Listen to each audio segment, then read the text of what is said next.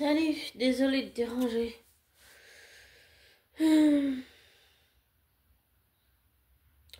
J'ai réfléchi à une question que j'avais vue dans une vidéo où ça parlait de Carl Jung. Et cette question, je pense que les autres fois j'y ai répondu, mais pas vraiment clairement. J'évitais sûrement le sujet, hein, comme un mécanisme d'autodéfense, éviter de faire face pour mieux fuir. Cette question, c'était qu'est-ce que une personne, par exemple, je vais prendre, par exemple, qu'est-ce que, bon, il y a Tom Hiddleston, mais je vais prendre plutôt l'autre exemple. La question c'était qu'est-ce que la personne vous inspire? Qu'est-ce qu'elle fait ressortir chez vous? Qu'est-ce qu'elle éveille chez vous? Et je vais prendre l'exemple de Robert Carlyle. Qu'est-ce que Robert Carlyle m'inspire? Qu'est-ce qu'il fait ressortir et qu'est-ce qu'il réveille chez moi? Déjà, il réveille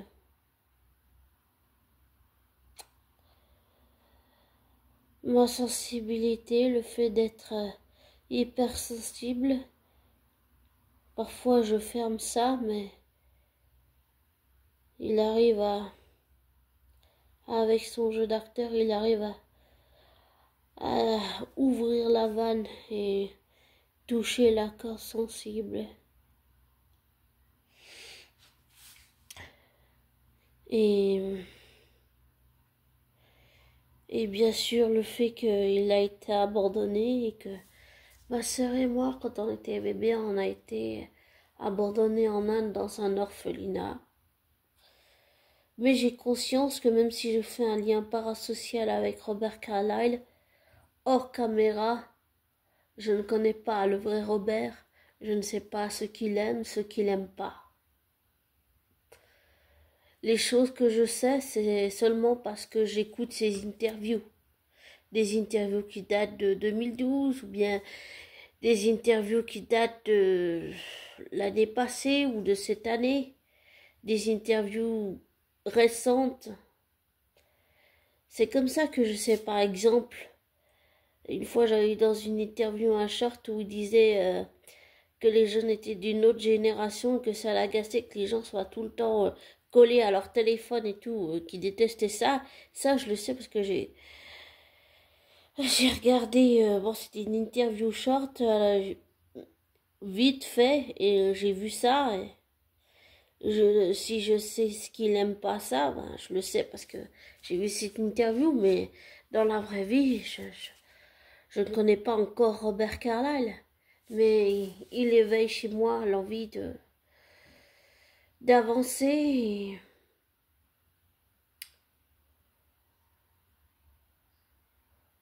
et de le suivre. Hein. Il a une façon de jouer, comment je voudrais dire ça?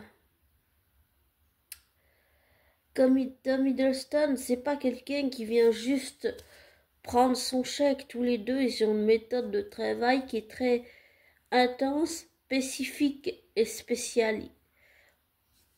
Quand ils construisent un personnage fictif qu'ils interprètent, ils y vont à fond.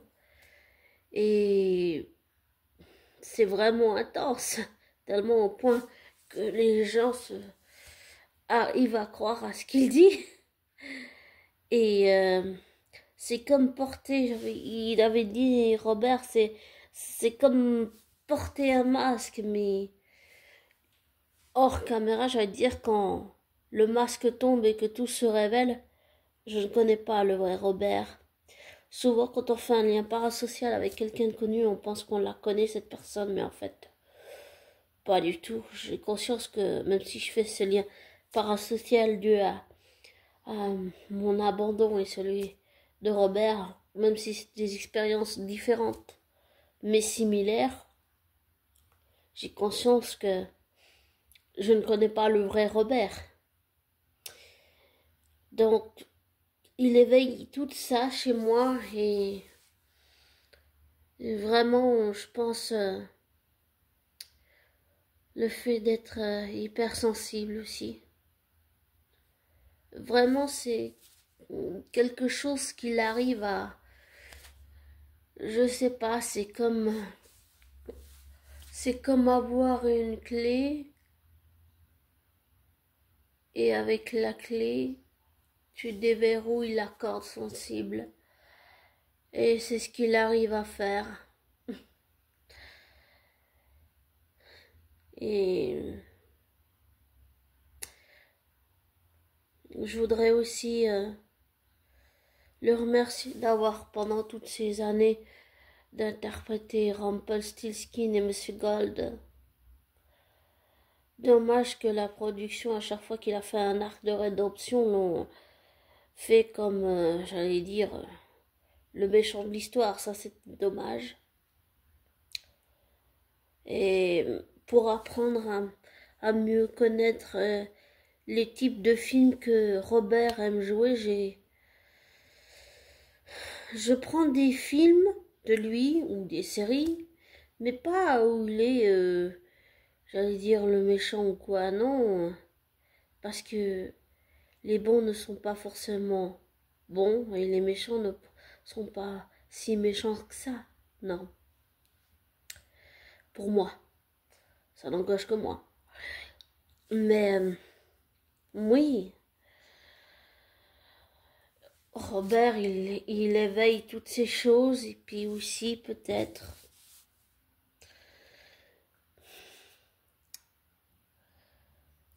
qu'il me fait penser à quelqu'un que j'ai pas connu, qui était,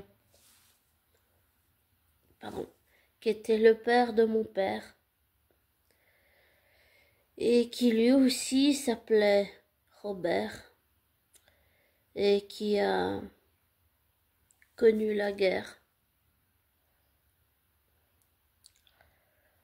Mais toujours en faisant la distinction. Il y a Robert, mon grand-père, le père de mon père, et il y a Robert Carlyle, l'acteur. Et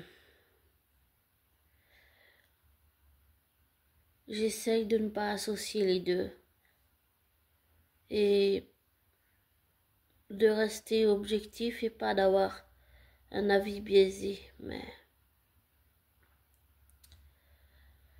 quand t'adores un acteur ou une actrice, c'est parfois difficile de rester objectif. Souvent la vie est biaisée. Je reconnais.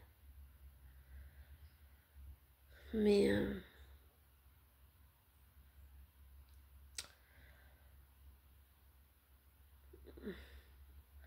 Robert Carlyle et l'éveil, vraiment,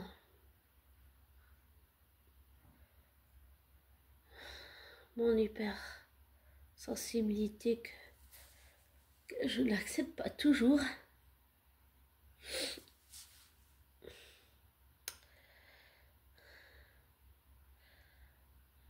Et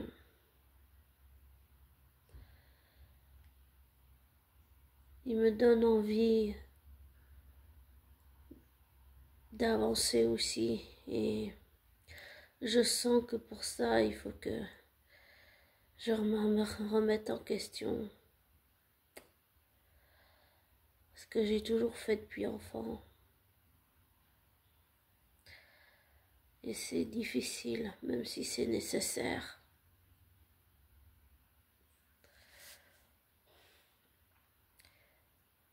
Et d'une certaine façon, comme Tom Hiddleston, Robert Carlyle est entré dans ma vie. Mais j'ai conscience que je ne le connais pas dans la vraie vie. Pas encore. Et j'ai vraiment envie de le rencontrer, oui.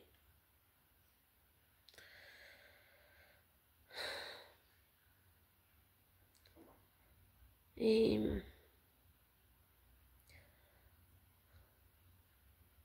dans tout ce que je viens de te dire, cher abonné.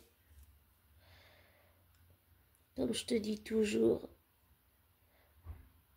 vérifie, ne te laisse pas influencer, ne prends pas pour argent comptant ce que je te dis, ne te laisse pas influencer par moi.